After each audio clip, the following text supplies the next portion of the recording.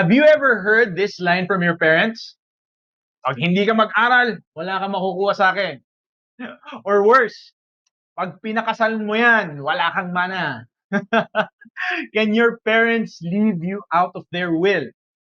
We always hear these kinds of statements in the movies or local TV shows. In real life, we also hear these lines jokingly from our parents or even grandparents. For some people, it isn't even said jokingly. Can they really deprive us of any inheritance? Our question comes today from Rafa and Spin P.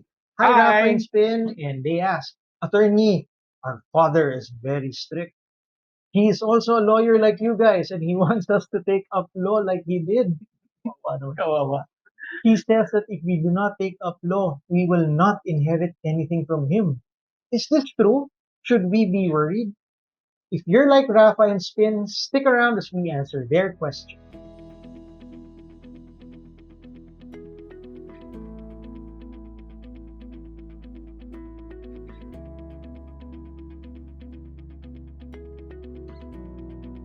This video was brought to you by the Estate Settlement Guide, the fastest way to orient surviving family members when a loved one passes away.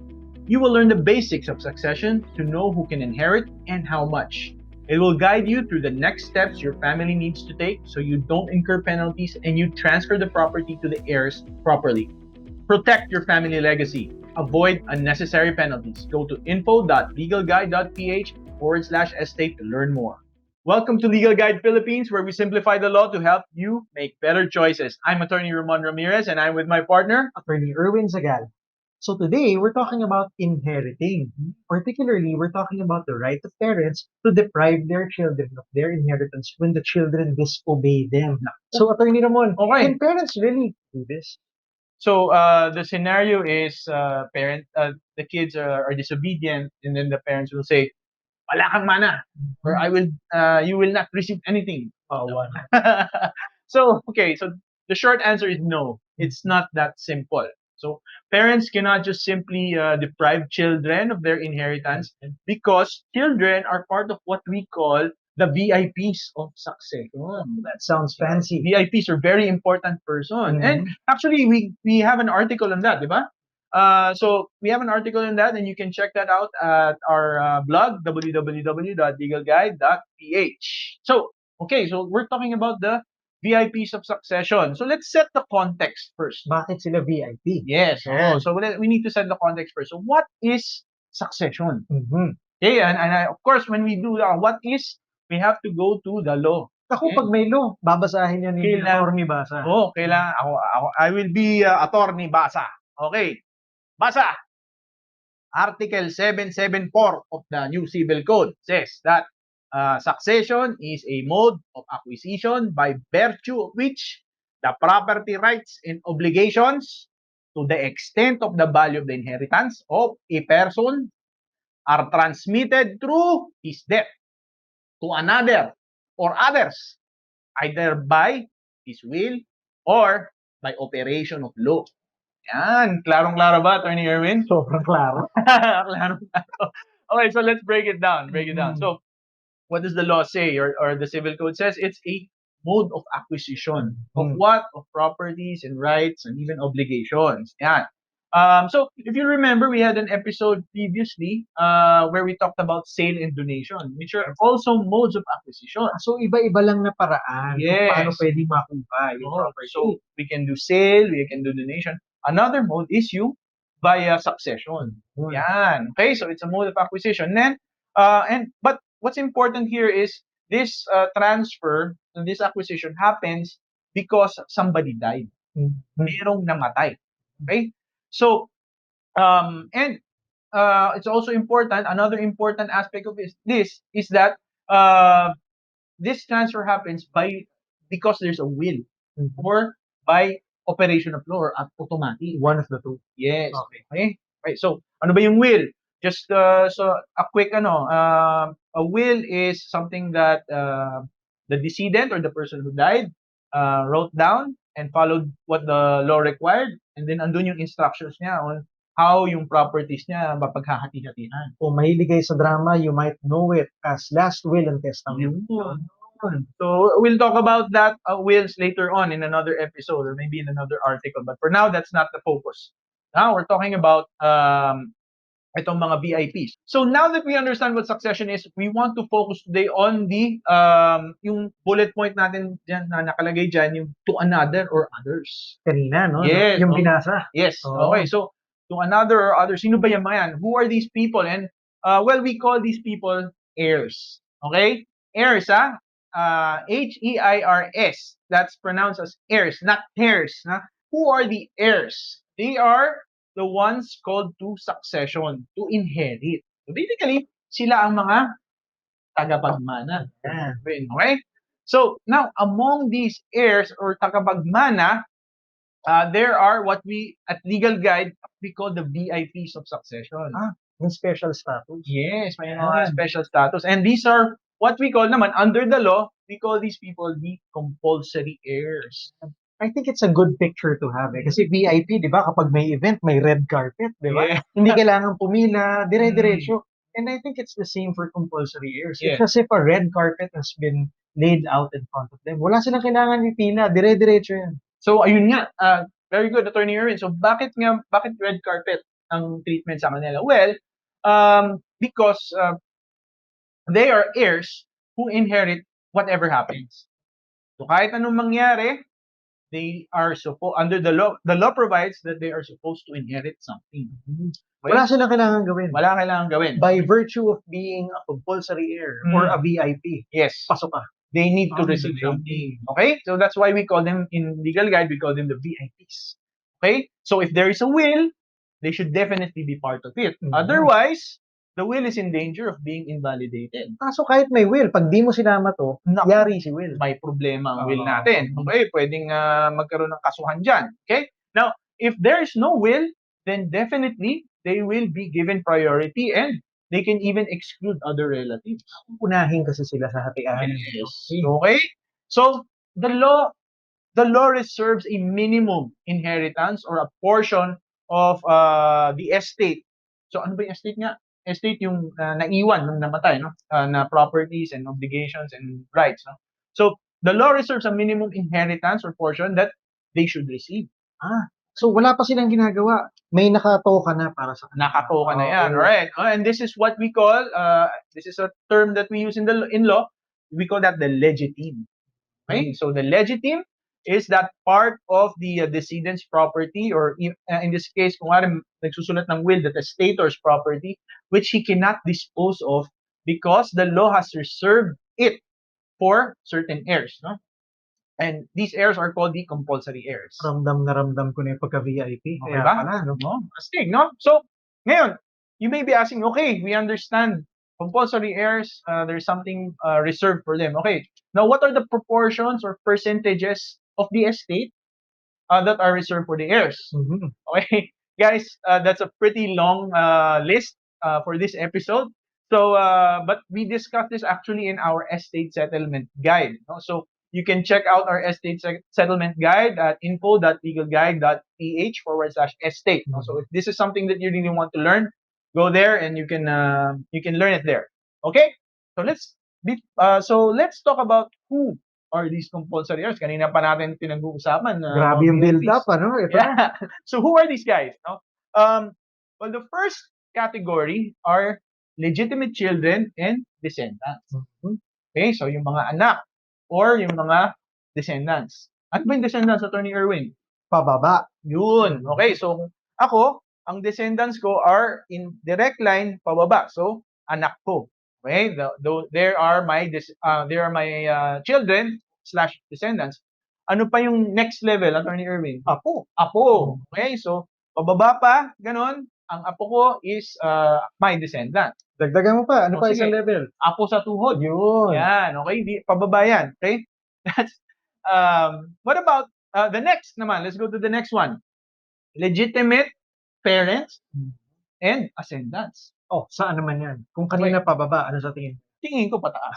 Alright? So, ascendants naman pataas. So, who are my ascendants? Well, my first level of ascendants are my parents. Okay? Second degree naman na ascendants ko will be my grandparents. Okay? And so on and so forth. Okay? And maybe it's let's also distinguish that from collateral relatives. Okay, so you have descendants pababa, ascendants pataas.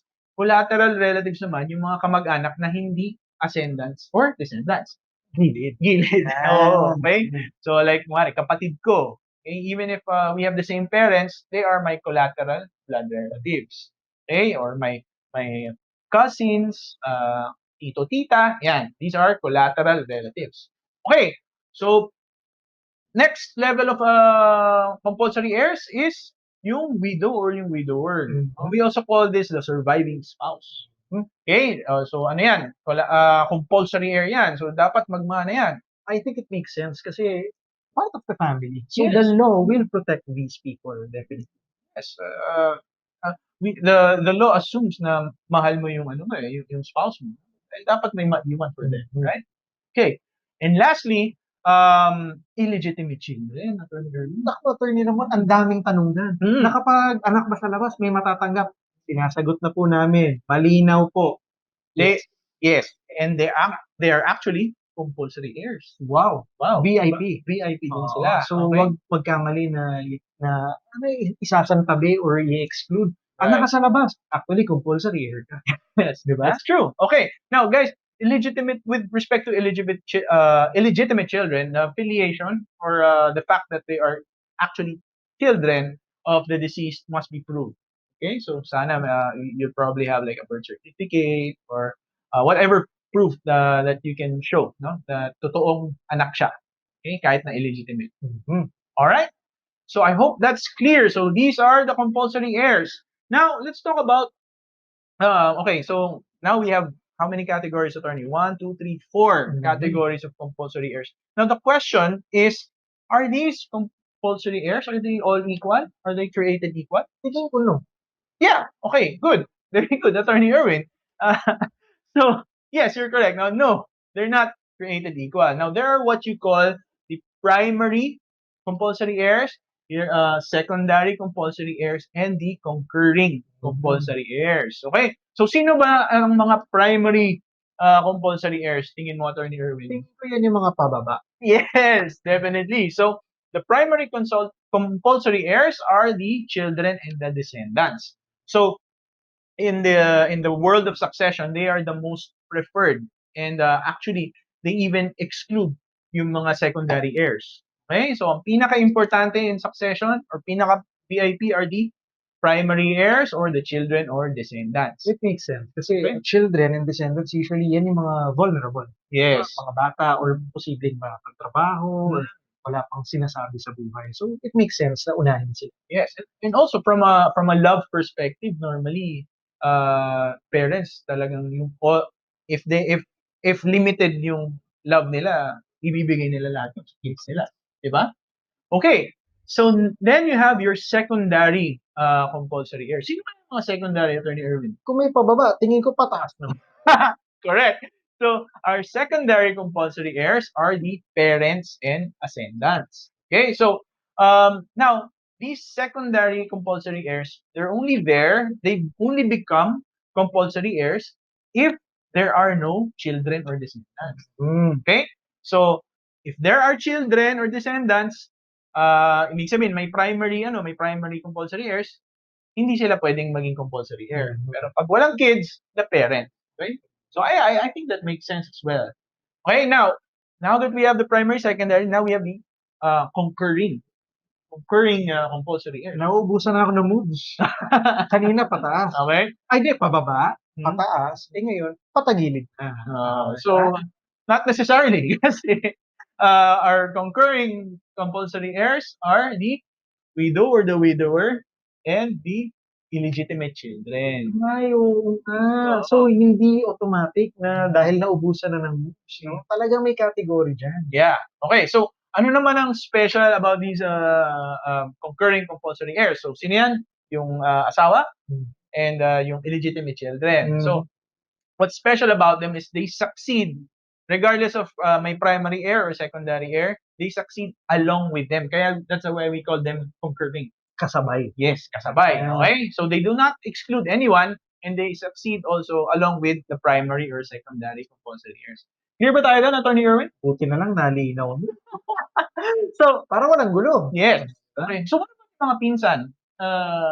Kapatid. Ito na yung mga gilid. Yes. Akala ko kasi kakalimutan mo na yung gilid. Hindi naman pala. Hindi naman. Okay. But for our purposes now, they are not compulsory heirs.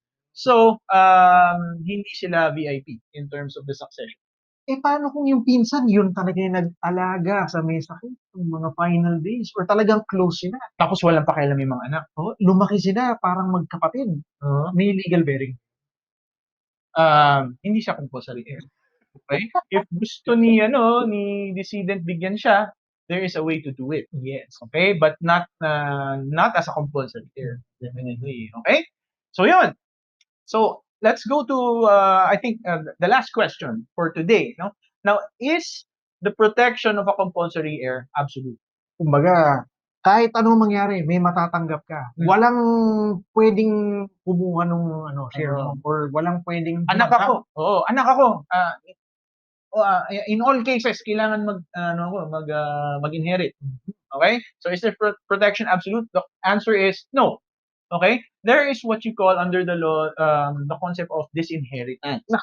Okay? So, ayan. Actually, that's actually what the parents joke about. No? I will disinherit you. Yan pala yun. Yes. Oo. So, guys, disinheritance, there is a specific procedure to follow. Okay? And there are specific requirements that the law has. No? So, it has to be done in a will. You can't just declare it. You can't just declare it verbally or write it in your notebook. Nagtatampo ko sa anak ko. It can't be. And there are grounds for that, no? Your reasons for disinheritance can't be flimsy. They are actually prescribed by law. So, may listahan talaga na pwede kasi sa sobrang bigat niya, hindi Yes. pwedeng left to the will of the people. Hindi ako binigyan ng ulam kanina. Yes. Or hindi nag-aral ng law, so in the case of Rafa and Spin, di ba? Ano some examples sa Attorney Ramon? So, Para like, makita nila gaano kabigat ang mga pinag-uusapan. well, I think the one that comes to mind immediately is attempt on the life of the decedent or the parents. Sinubukan patayin. No. Not just him, but him or her, no, but the spouse of the decedent or even yung descendants, so kids or yung parents. So, ganung level ang Ganung pinag-uusapan. level. Hindi yung porque hindi ka nag-aral ng law, hindi ganun ka-flimsy. Yes. So, and there's a really long list of that. In which we invite you to check out. It's Article 919 to 921 of the Civil Code. So check it out. We also have an article on disinheritance as well in our blog. No, so I think the title of that is how can I disinherit my heir in my estate. Okay, so go to www.legalguide.ph and check out our article there if you're interested in disinheritance. Or we could make an episode about this later on. No, so if you want us to make an episode on disinheritance, send us a topic request later and then vote on it. So, Attorney Ramon, allow me to do a recap of everything Absolutely. we talked about. Okay. First off, we talked about succession and we stressed the point that it's a mode of acquiring property. Kasabay siya ng sale, ng donation. Ito naman, succession. Yes. Because there was a decedent. Next is, we talked about what are compulsory heirs and we found out, ito pala yung mga VIP. Red carpet, dire-diretso, kasama kayo talaga sa event kahit ano mangyari. And we also talked about who are the compulsory heirs. And when we came out with the list, I hope you guys were able to listen and pay attention to that. And we also talked about are compulsory heirs created equal? Lumalabas may hierarchy pala siya. Yes. And then finally, is their protection absolute? Ay, hindi. Baka naman may gawin kayong kalukuhan, di ba? Matatanggal talaga kayo sa pagiging compulsory. And that's what we call disinheritance. Now, if you want to learn more about succession and estates, please go to info.legalguide.ph/estate to learn more. And if you want us to tackle your question on our show, go to legalguide.ph and click the submit topic button. Next, we would like to know, what's your biggest takeaway from today's video? Write it down in the comments so we can talk about it. And if you feel we've earned a good rating, please give us a like and subscribe. It gives us feedback that we're doing a good job and it encourages us to do more videos. Thank you, Attorney Erwin. So, one last thing. Inheritance laws, they're there to ensure that our loved ones are protected and will continue to enjoy the fruits of our labors in case we pass on. Let's not use it as a tool to control our kids, grandkids, or loved ones, or just to make them do what we want. On the other hand, for those of us who stand to inherit, the law protects you very well if you are a compulsory heir. But maybe instead of waiting for an inheritance from your parents, a better way to do things is to live your life in such a way that you won't need it when the time comes. Try to make your own economy so that you don't rely on something that's outside of your control. So wasn't that simple? Now go make better choices.